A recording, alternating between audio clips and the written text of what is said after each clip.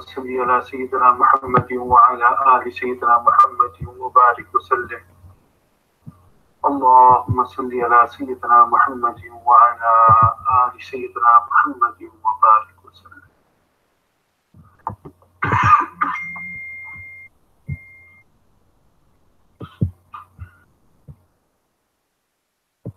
There's no doubt that every single person in this world, they're looking for a life of peace, tranquility, and happiness. If you look at the general endeavor that a person makes in their lives, it is towards these goals. I want to have a happy life. I want to enjoy my life. I want to have a peaceful existence. And I want to avoid everything that causes stress, depression, that causes me to feel under the weather. So every morning a person wakes up and they have similar goals in their mind. Now, what has happened over time is that people have made this shift towards outward pleasure. They have made the shift towards things that gives temporary pleasure rather than long-lasting and permanent pleasure. So, for example, if you look at a child, you give them a toy, they will become happy, but they will become happy for 1 day, 2 days, 3 days, and then they'll start looking for new pleasures. Similarly, for elders, you give them a new iPhone, they'll be very excited, they'll be very happy for 1 day, 2 days, 3 days. Before they know it, everybody has the new gadget, and now that happiness subsides. A new house, a new car, new everything, it kind of follows the same pattern.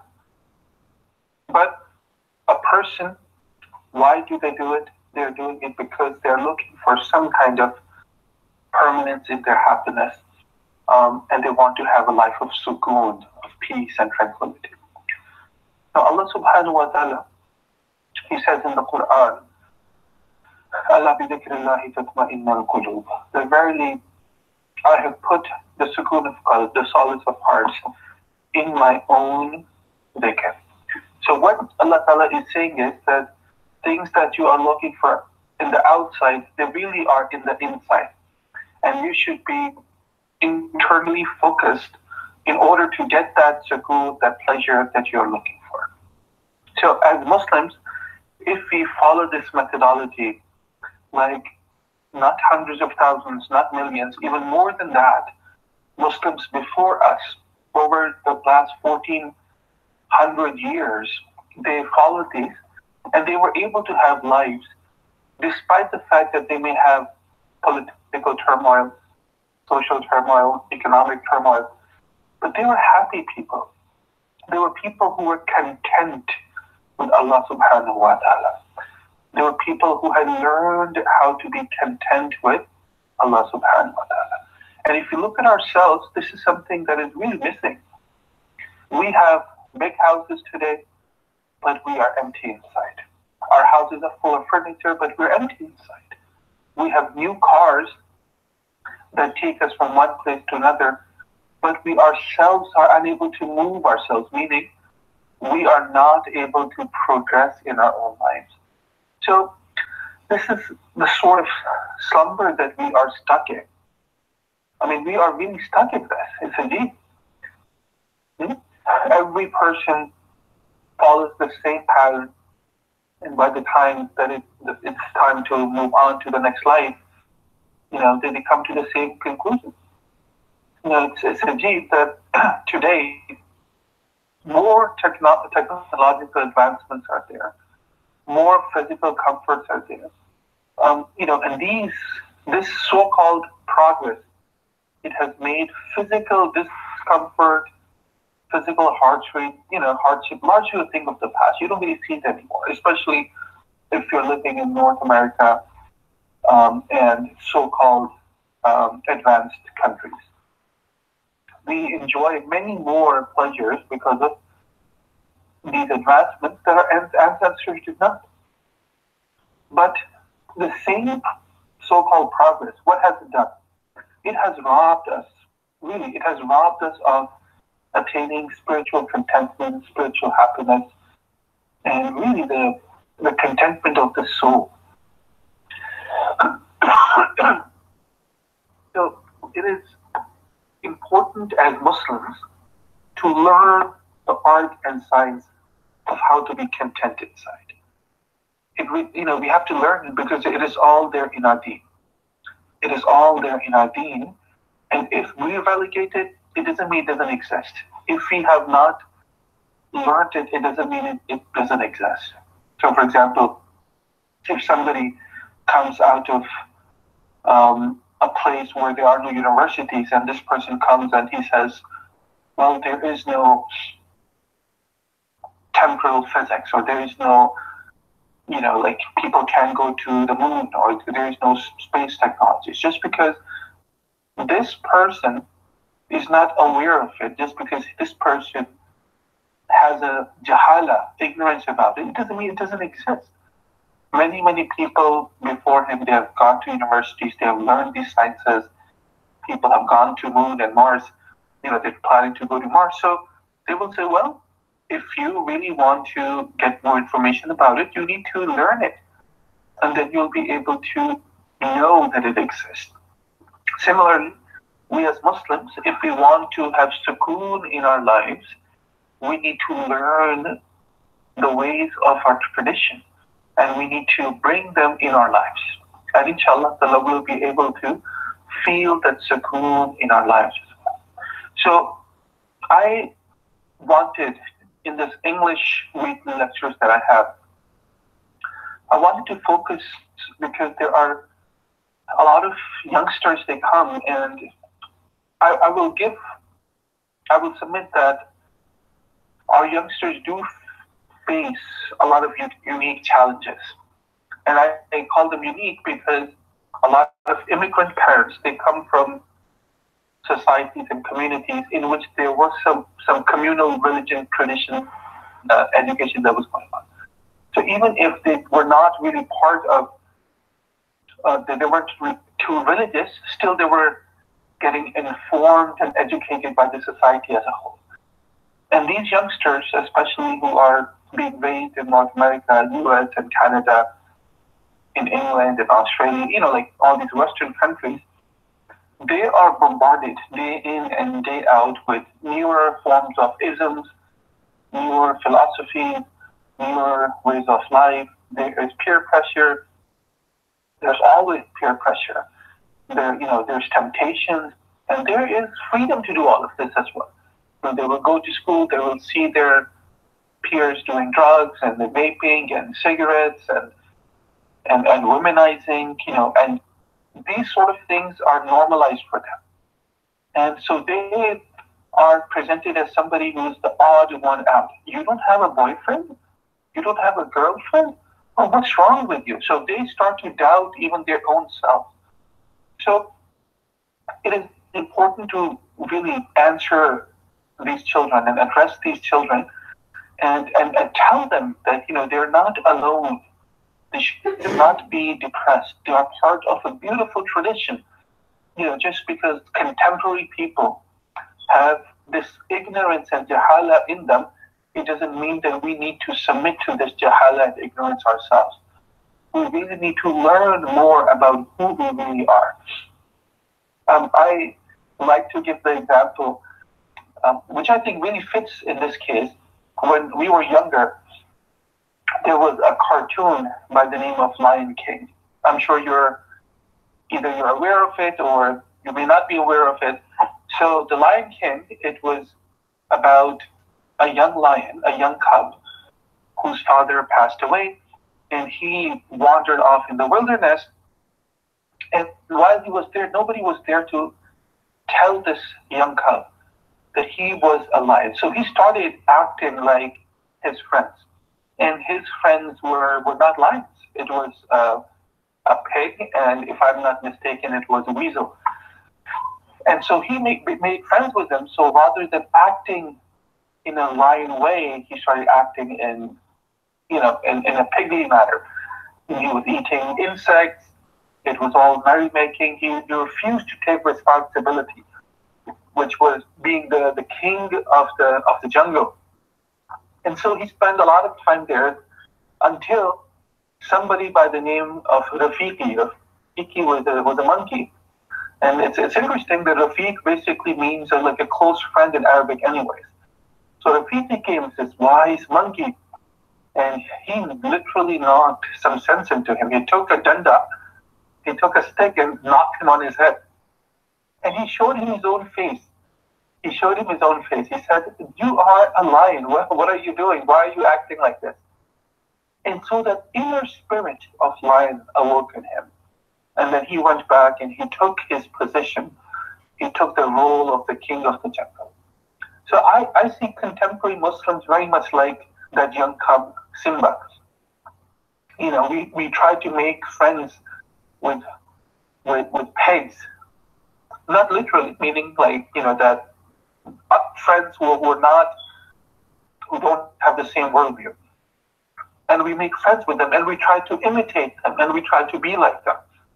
What we really need is a Rafiqi, is a monkey, is somebody wise to come and knock some sense into us and to show us the mirror that we are the spiritual sons and daughters of Rasulullah sallallahu alaihi wasallam, that we are part of this great ummah of submitters to Allah subhanahu wa ta'ala, that we are not slaves to our own nafs. And so we must take responsibility. We must become responsible Muslims, and as such we must become responsible human beings. Because even a normal Muslim, even an ordinary Muslim is always an extraordinary human being. Remember that. An ordinary Muslim is always an extraordinary human being. And so we need to get in touch with our own humanity. Is this a lot of pressure? Maybe. But if that pressure makes us act, then we need to have that pressure. So Allah Ta'ala wants to give us a good life in this dunya. And good life is not measured in terms of how many gadgets, how many cars, how many new houses we have. It is measured in what kind of identity we have formed. It is measured in terms of how much knowledge we have. It is measured in terms of how much we are able to act on it. And it is measured in how we are able to serve humanity, how we are able to lead humanity out of this slump. Because we see around us and everybody is stuck in the same thing. Everybody is stuck in the same thing. I have young daughters and they come back and they tell me what is happening in the school. Young children, they're talking about suicides. Young children, they're talking about really like weird stuff. It's a deep. And they need help. And Allah Ta'ala has given us this deen so we can help ourselves and we can help others as well. So what are some of this is just a prelude to what I wanted to talk about.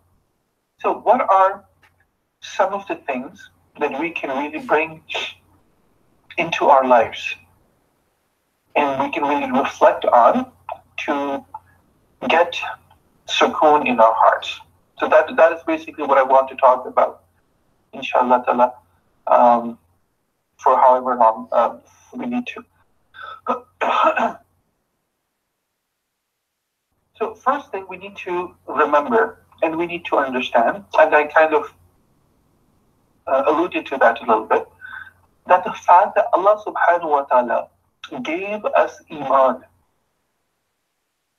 In contemporary times, this is one of the greatest blessings that we can be thankful for.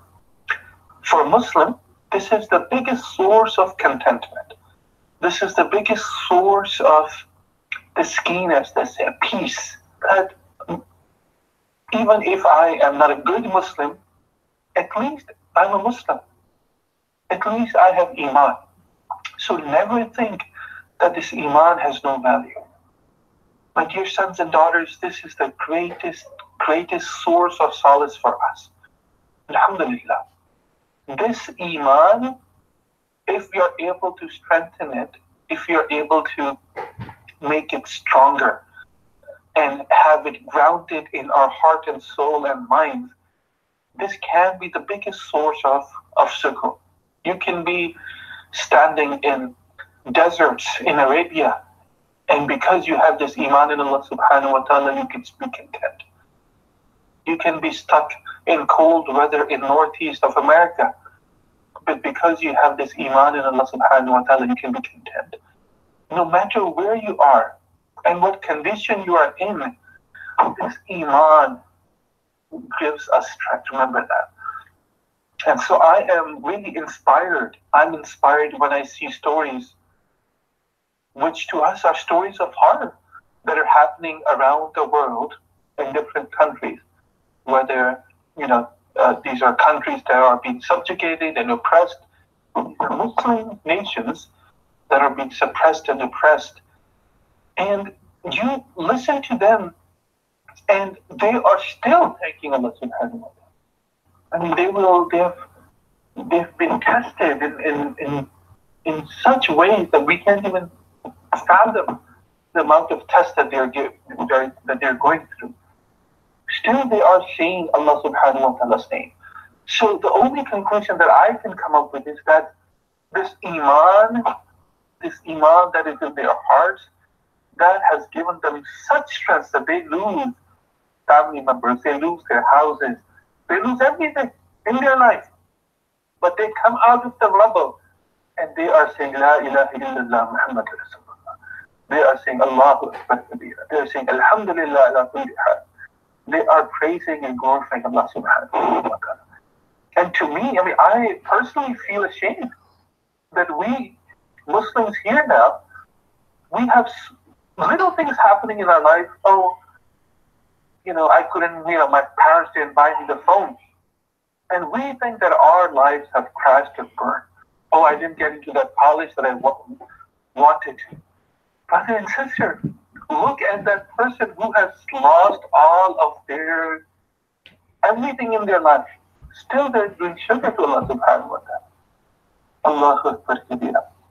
So anyone who does not have Allah subhanahu wa ta'ala in their life, they can't even imagine. They can't imagine it. They can't imagine. There was a journalist who recently wrote an article that since, for the last, I would say, 18 years, and even before that, all around the world, you feel this constant attack on Muslim nations and Muslim communities. Even while we're living here in the US, we feel this. The government enacts policies, and our own community members, who are not Muslims, they have been mistreating Muslims for a very long time now. Yet the patience that Imam teaches us, and the way that the Muslim community has been able to endure it, Allah Akbar. Just look at since 2001, so the last 17, 18 years. It's a deen. Every day something is happening to a masjid, something is happening to a sister who's wearing a hijab, something is happening to a brother who grows a sunnah beard, and yet they endure through all of this. Why? And a person who does not have iman, they can never understand this. They can't understand this. They can't fathom it. A person who is attracted to the atheist way, they cannot understand how is it that they're able to wade through this kind of existence. And this is really having the ma'iyat of Allah subhanahu wa ta'ala, that a Muslim in a moment always smiles. And they say, is that the worst you can do? I have my Allah, and Allah is with me. La tahzan, inna Allah ma'ana. Do not have grief. Inna Allah ma'ana, Allah subhanahu wa ta'ala is with us. And this is the answer that all Muslims, you hear them all over the world. You hear them all over the world. A young mother who has lost her young child, she will answer the same way. A grandfather who's lost his own family in one of these countries, they will respond in the same way. Inna Allah ma'ana, Allahu Akbar kabira. And so, we need to understand the first source of contentment and solace and happiness for us should be that we are Muslims and we have Iman. So treasure it. Shaykh Sadi rahmatullah ta'ala, he writes the story that one time he was, when he was young, he was a child, his mother gave him a gift of a gold ring. And he wore that gold ring and he went outside when he came across a thief. And the thief, rather than just stealing his ring, he played a trick on him. And he said, my young child, this is how people are. They will pretend to be your friends. But they're not friends if they're not bringing you close to Allah subhanahu wa ta'ala. So this thief said, oh, my friend, what is it that you have on your head? He said, I have a gold ring. He said, okay, why don't you put it in your mouth and tell me how it tastes? When I was young, I put my ring in my mouth and it didn't taste anything. So I took it out and I said, it's tasteless.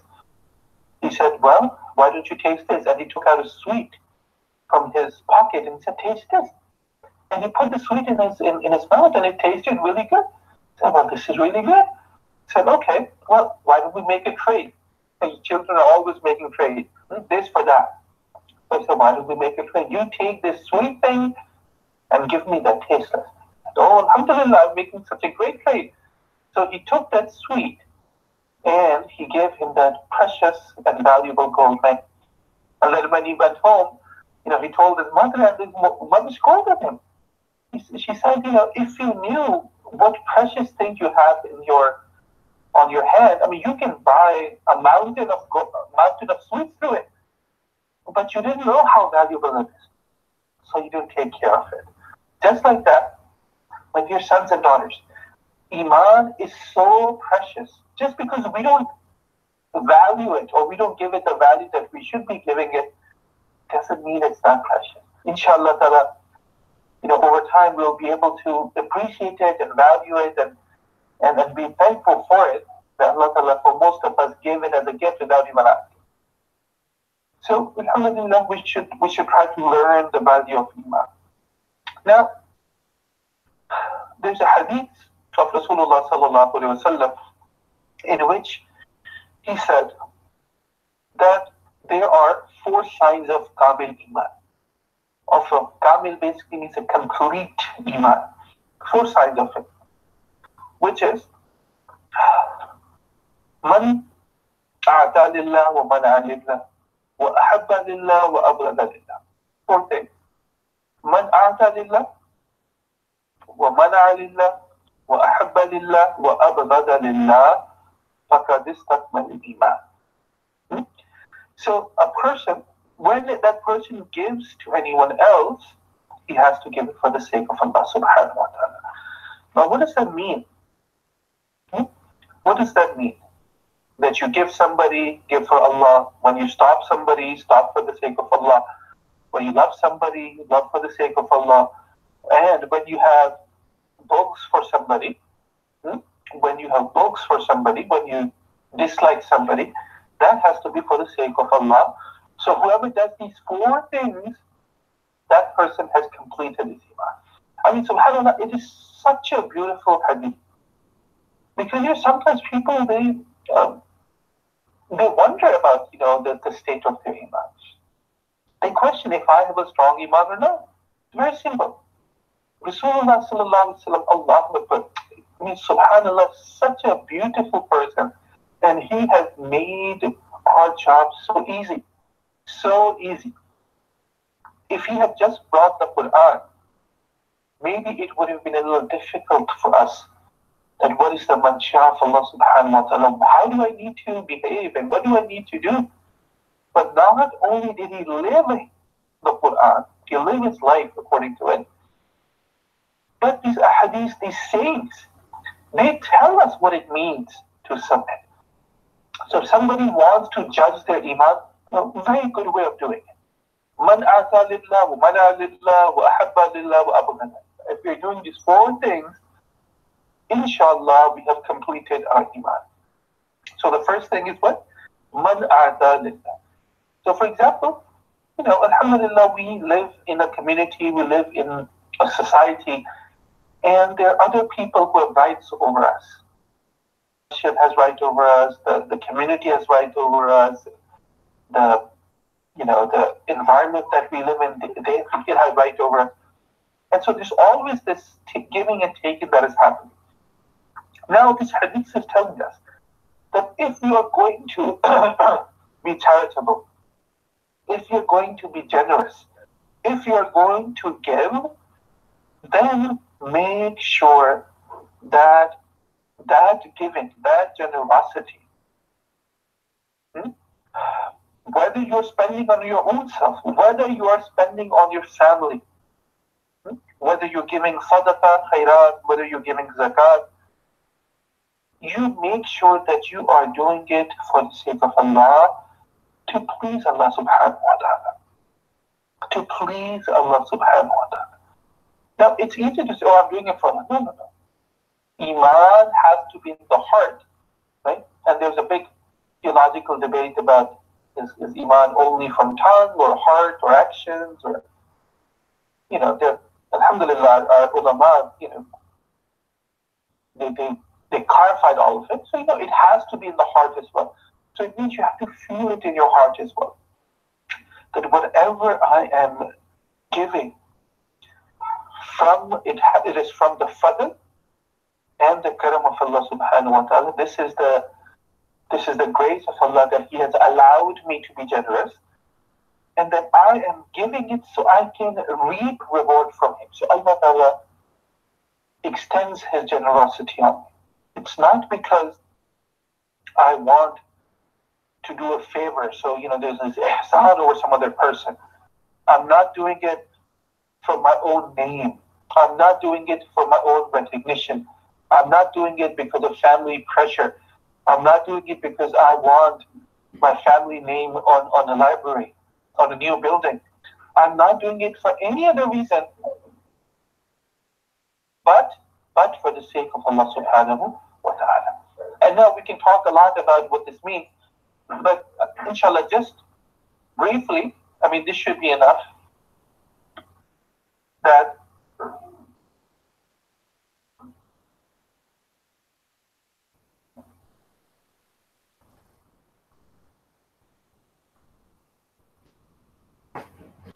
so, I don't want to go more, too much into what it means to be, Iman and darajat of Iman, but just in general, we must understand it. The second alama that Rasulullah talks about Iman is وَمَنَعَ لِلَّهِ. That if you stop somebody, then, you have to do it for the sake of Allah subhanahu wa ta'ala. For example, we're talking about spending. If somebody is being too extravagant, if you stop them, it shouldn't be, you become because of miserliness, you're miserly. You just say it. The Prophet told us not to be too extravagant. And I am stopping from committing a certain act. I'm stopping you from committing certain act because Rasulullah has taught us to do that. And the big example here is like with parents. They're telling their children, "Hey, beta, do this, don't do that." They should also. It's not because I want to be, to show my power over children. No, it really is because the job of the parents is tarbiyah, ta'aleem and tarbiyah of their children. So even when they're disciplining their children, they should do it for the sake of Allah subhanahu wa ta'ala. A story comes to my mind. There was a young student who was becoming an alim, and he was a very naughty student. And so one day his teacher, took him by his ear and he started disciplining him. And this young student started saying, oh teacher, for the sake of Allah subhanahu wa ta'ala, please let me be, please don't do this. And so the teacher, he said that I am disciplining you for the sake of Allah. I'm not doing it because I, na'udhu hate you or detest you. No? I'm disciplining you so you become the diamond that you are. You have all these rough edges and they need to be. So I'm polishing you so you can become a true submitter to Allah subhanahu wa ta'ala. And so this is when you are stopping somebody. It's not like because I want to show off my knowledge or no, it's because you are my brother, you are my sister. I don't want you to go to Jahannam. I want you to benefit from the deen that I've been able to benefit. So sharing that. So mana lillah is exactly that. Third is أحبه لله. When you love someone, when you attach to someone, it has to be for the sake of Allah. And there's a hadith that tells us that a person will be with those people that they love. Al-maru ma'a man ahabba. That you will be with those that you love. I mean, this is, again, this hadith is telling us that our attachments, it shouldn't be for the nafs. It shouldn't be for a nafs. I mean, this is what we see in so-called relationships today. It's a gene. Our children, they are wasting away their hayat. Our children, they are being indoctrinated with these false relationships. And, because of this nature of lust and hormones, they're acting, they're thinking it's like, no, true love is for the sake of Allah subhanahu wa ta'ala. You love Rasulullah for the sake of Allah. You love your teachers for the sake of Allah. You love your parents, your brother, your sister for the sake of Allah subhanahu wa ta'ala. When you are together in this beautiful ibadah of nikah, that you love your wife, your husband for the sake of Allah, all of the relationship, the relationship bonding should be the name of Allah subhanahu wa ta'ala. It shouldn't be for anything else. It shouldn't be for anything else. I love you for the sake of Allah because I want Allah ta'ala to be pleased.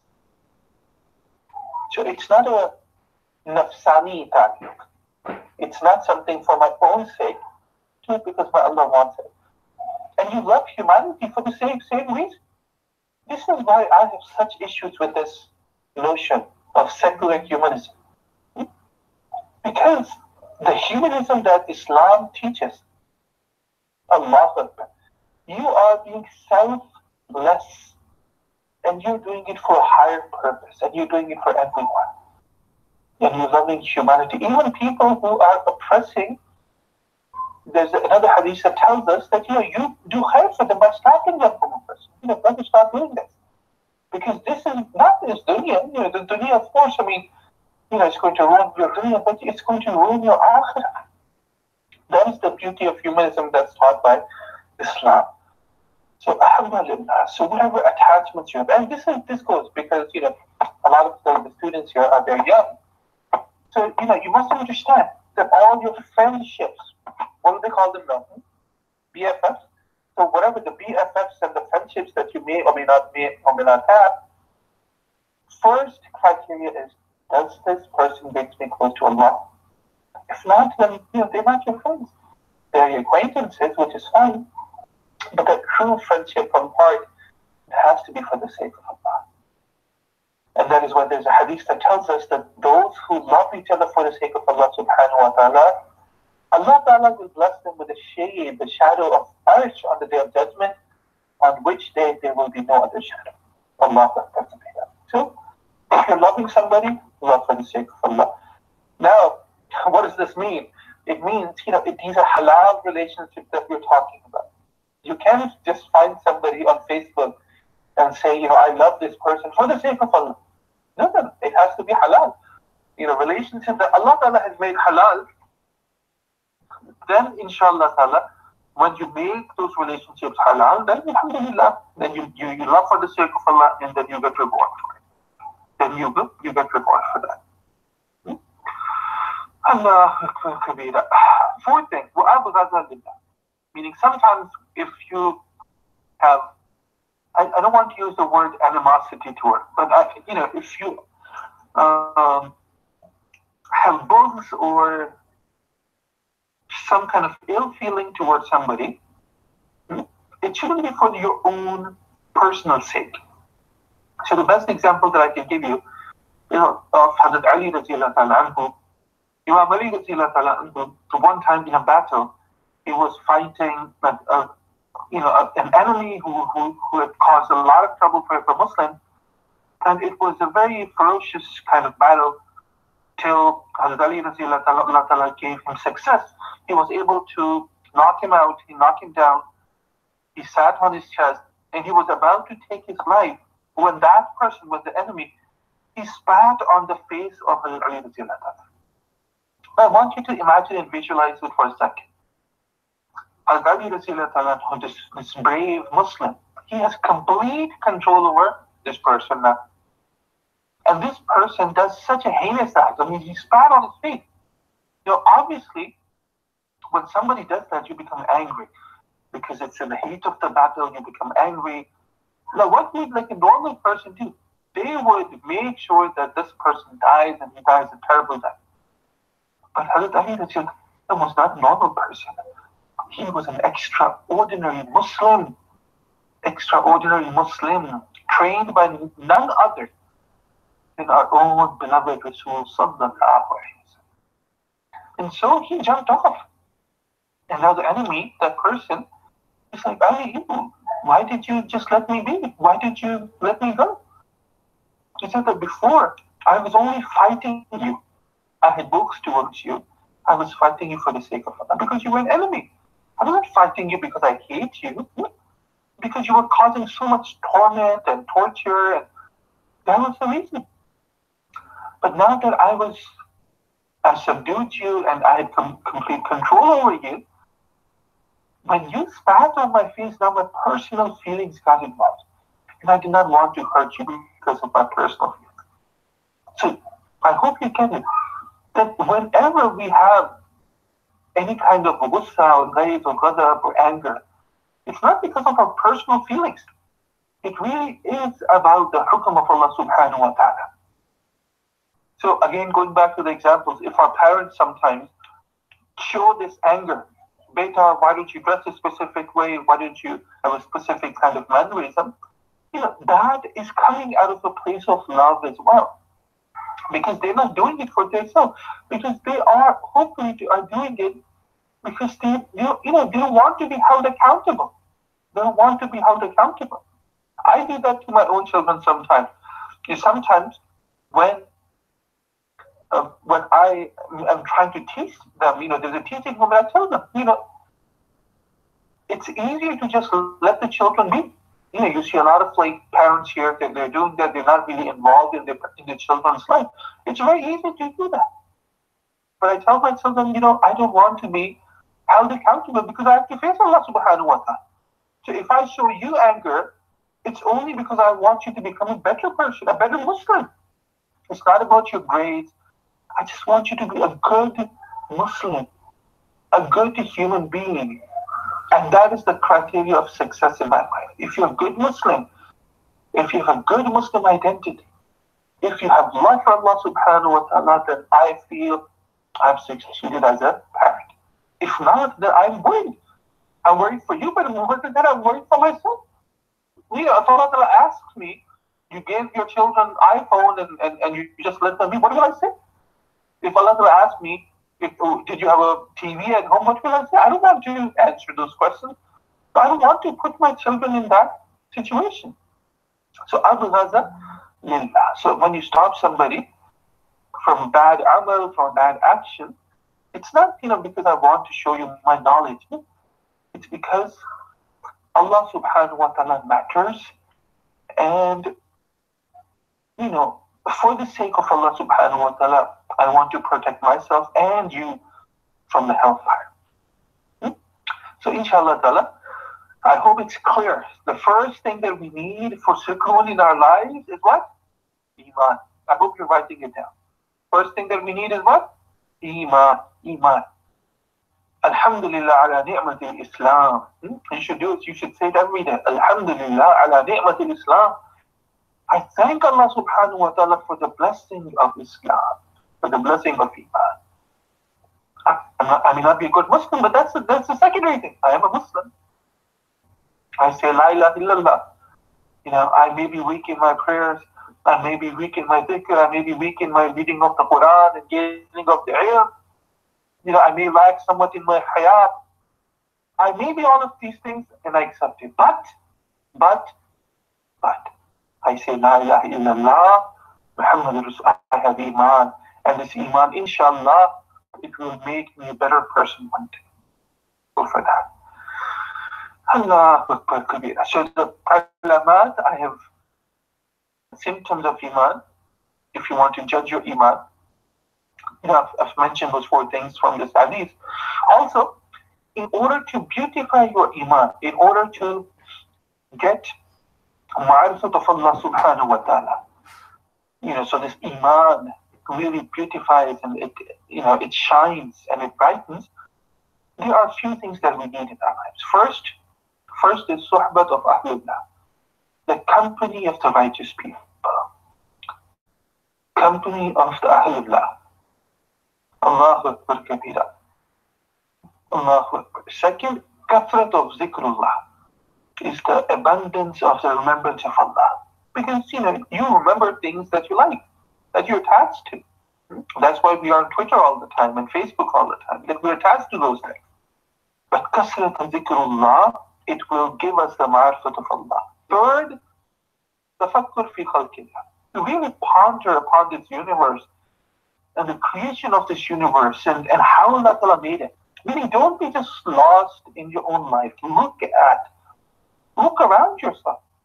Look at the tree that grows in the backyard. Look at the birds and all of these creation. The creation, it is talking about, it is giving the lesson about the Creator.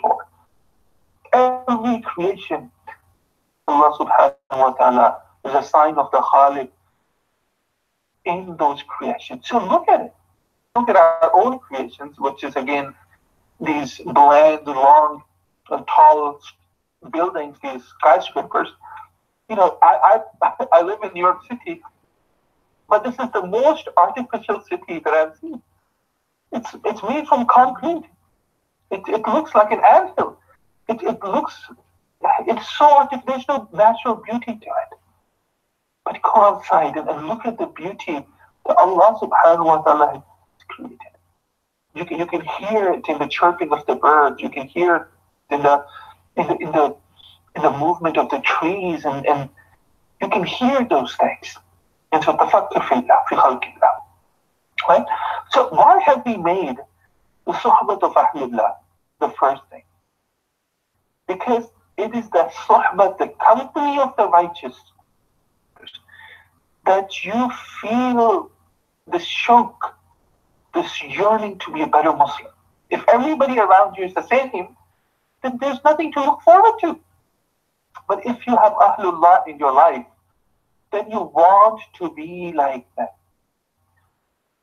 And Rasulullah sallallahu alaihi wasallam said, who are these sadiqeen? Who are these righteous people? إِذَا رُؤُوا ذُكِرَ اللَّهِ. That when you look at them, you are reminded of Allah subhanahu wa ta'ala. So being in the company, in the suhbah shows that being in the company of those, إِذَا رُؤُوا ذُكِرَ اللَّهِ, that when you look at them, you are reminded of Allah subhanahu. You are reminded of Allah subhanahu. When you listen to them, their talk reminds you of Allah subhanahu wa ta'ala.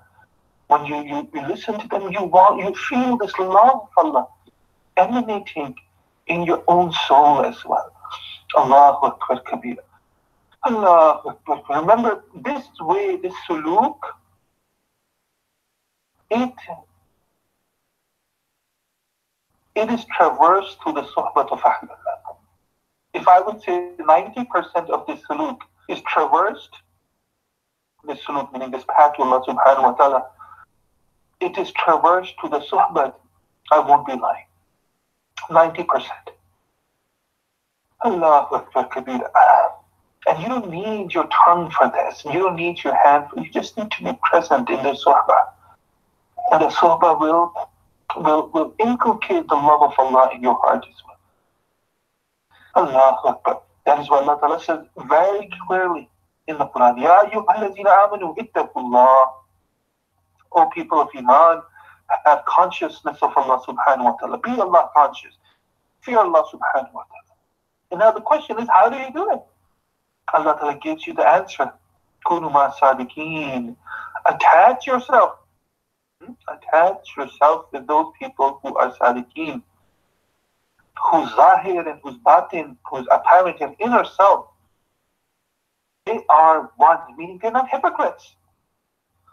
So sit in their company, the barakah of their company, their sidq fil a'mal and their sidq fil maqal. Sidq fil maqal means that they don't lie, And sidq fil amal means that their amal, they're not pretentious. They're not doing it for anyone else. They're doing it for the sake of Allah subhanahu wa ta'ala. And those qualities will come in you as well.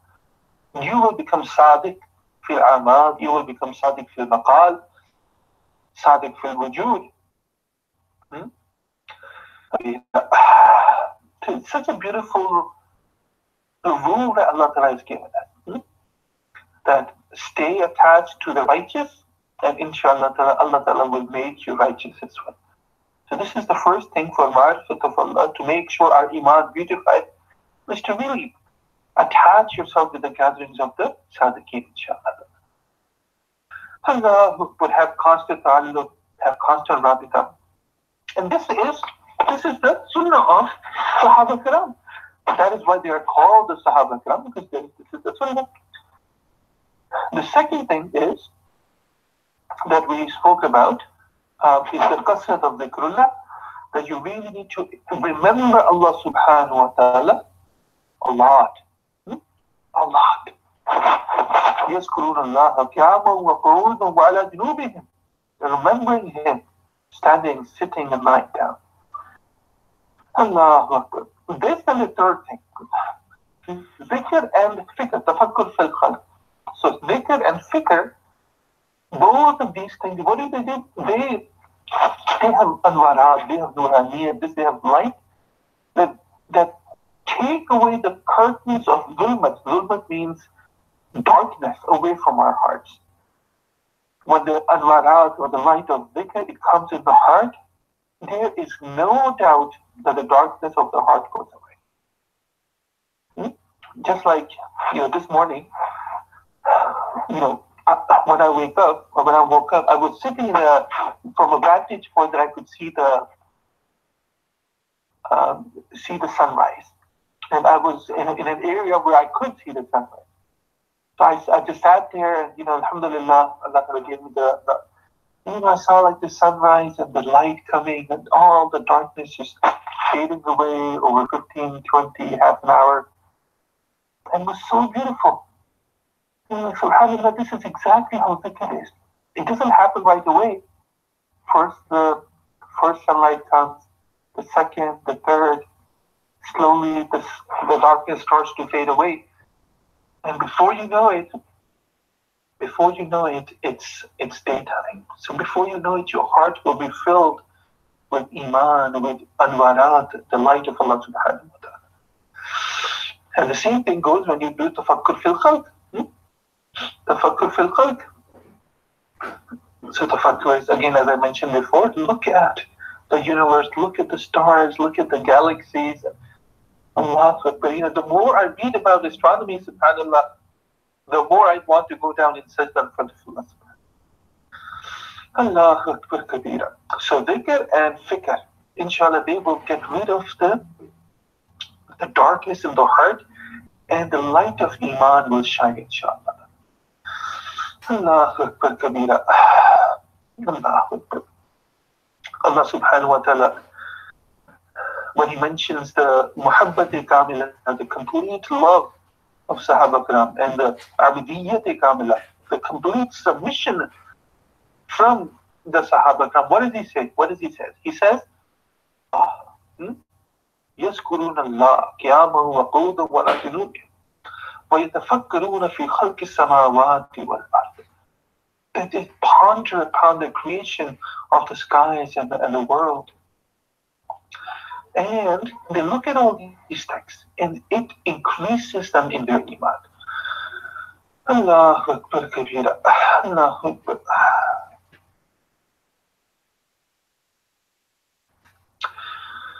Allahu Akbar.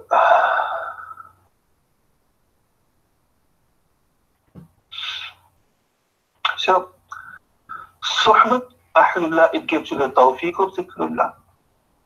The kasrat of zikrullah, it gives you the fikr, and fikr of dunya and fikr of akhirah, that we need to fix our dunya to fix our akhirah. And then, when you ponder upon tafakkur fi khalqillah, that gives you, alhamdulillah, the ma'arifat of Allah subhanahu wa ta'ala, that you learn it from the zaman and makan. that you're living in. Allahu Akbar kabira. There's a hadith that she tells us that fikr is, that the ajr of fikr, the reward of fikr is 10 times the reward of dhikr. That's why the suluk that we follow, we do dhikr for the first 9 asbab. And then afterwards, all of that is fikr. Fikr is the ayahs of Quran. Fikr is the takhliq of Allah subhanahu wa ta'ala.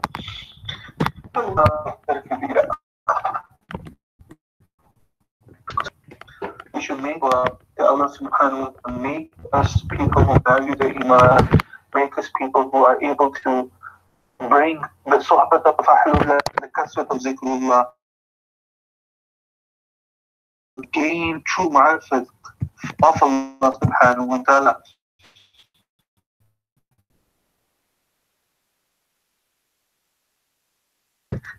And facing, one of them was a Muslim, the other was not.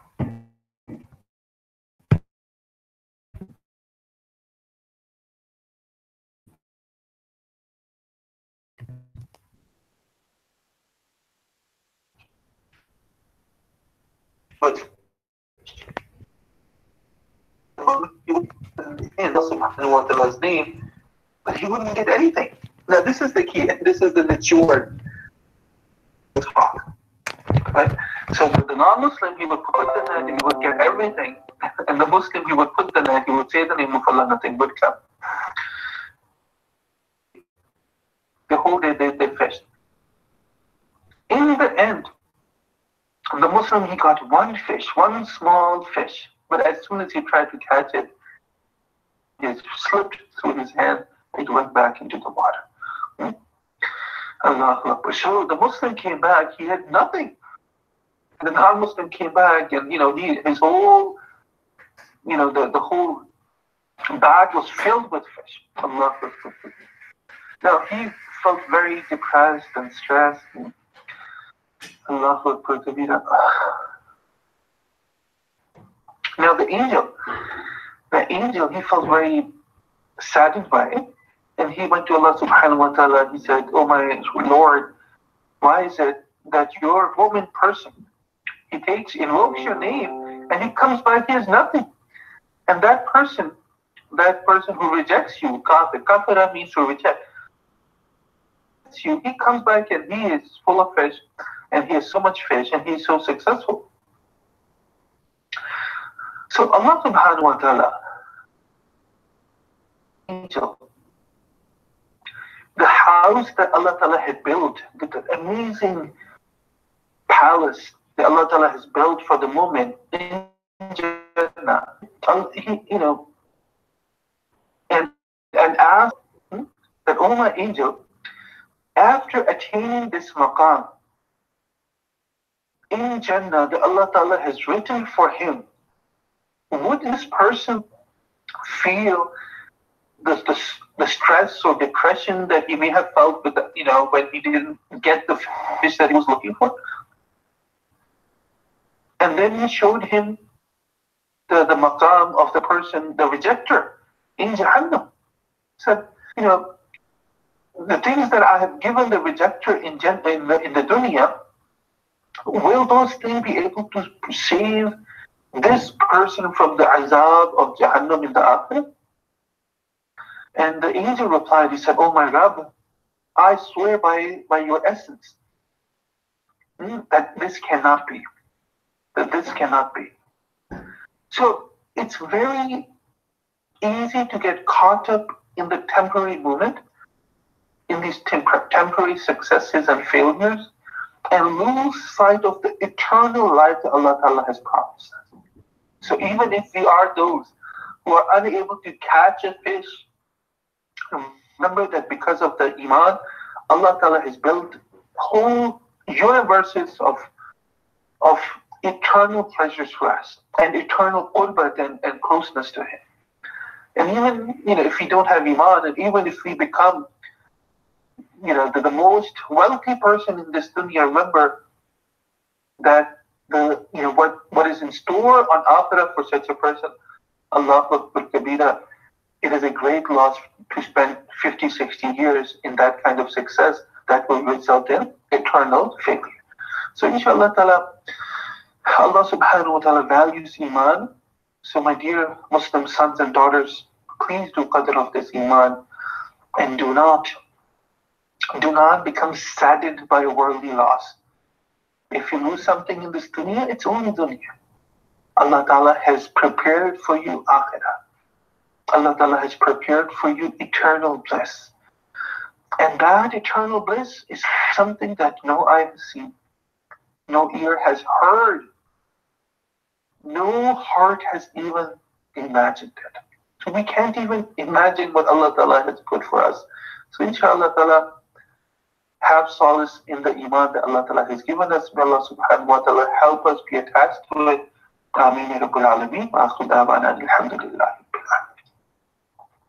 Inshallah Ta'ala, for a few minutes, let's do the dhikr of Allah subhanahu wa ta'ala. Close your eyes, bow your heads in humbleness towards Allah subhanahu wa ta'ala. Feel Allah subhanahu wa ta'ala's mercy descending upon your hearts, the hearts that have Iman in them. Feel that mercy, that nur is dissipating all the darkness, and feel that your heart is calling out to Allah. Feel that your heart is saying, Allah, Allah, Allah.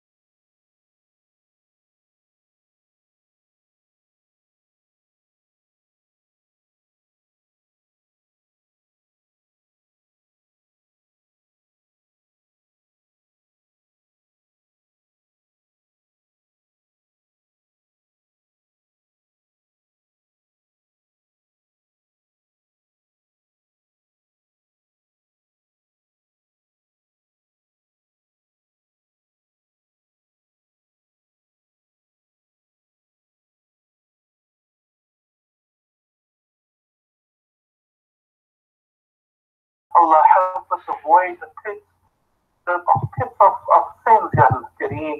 Protect us from bad friends. Protect us from bad company.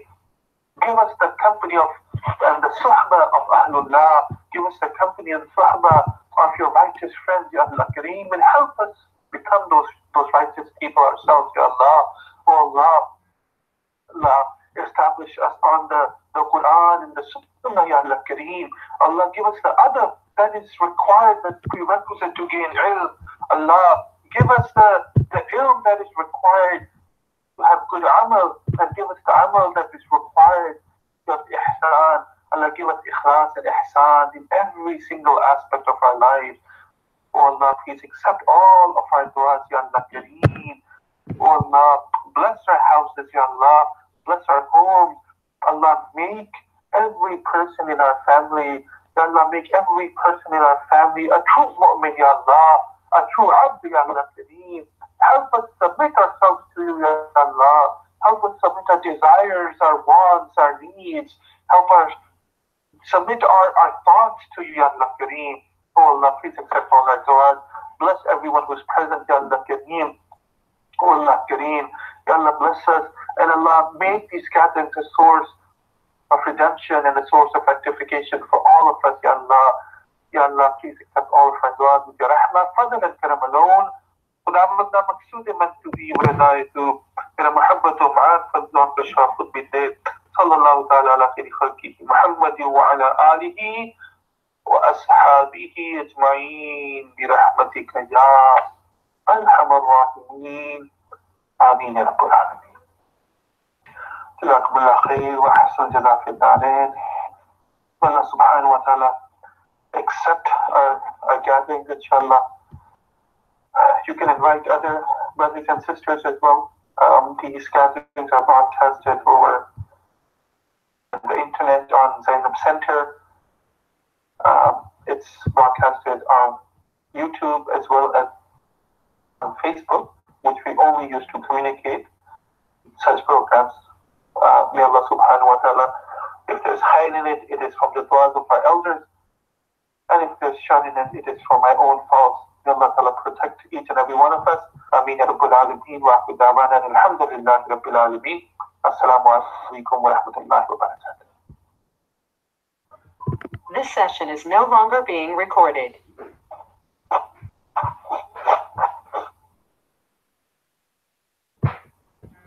Goodbye.